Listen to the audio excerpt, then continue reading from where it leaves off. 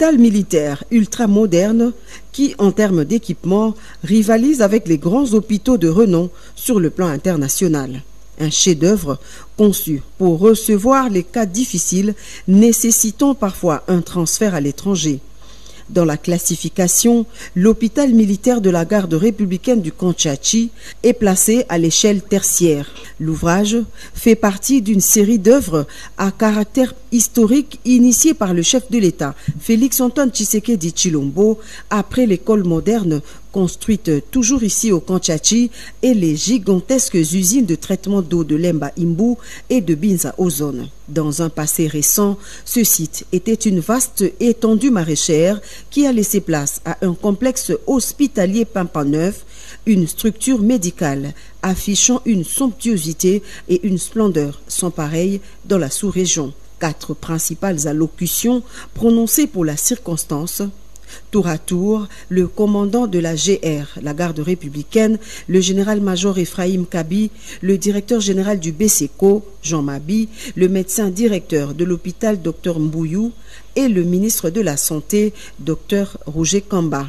Tous ont salué ce geste de haute portée sociale du président de la République qui a tenu son engagement, celui d'améliorer les conditions sociales des militaires et de leurs familles.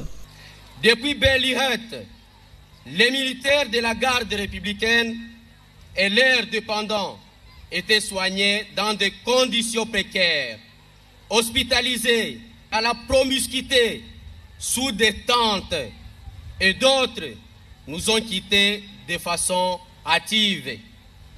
Chose promise, chose réalisée aujourd'hui à la grande satisfaction de tous les militaires et leurs dépendants et de toute la population.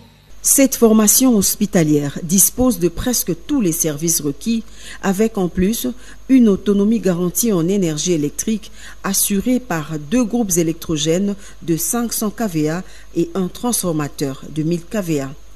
Plusieurs services allant de la dialyse à l'imagerie en passant par la lithotripsie, la mammographie, la banque de sang, l'ophtalmologie, la microbiologie, la maternité, bref, tout y est pour dispenser des soins de qualité aux militaires de la garde républicaine et à leurs dépendants contraints jadis de se faire soigner dans des dispensaires de fortune, parfois au prix de leur vie. Bien que le personnel soignant soit exclusivement militaire, l'hôpital est cependant ouvert également au public.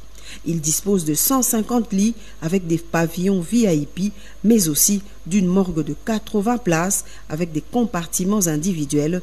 Ajouté à cela un espace funéraire en cours d'aménagement.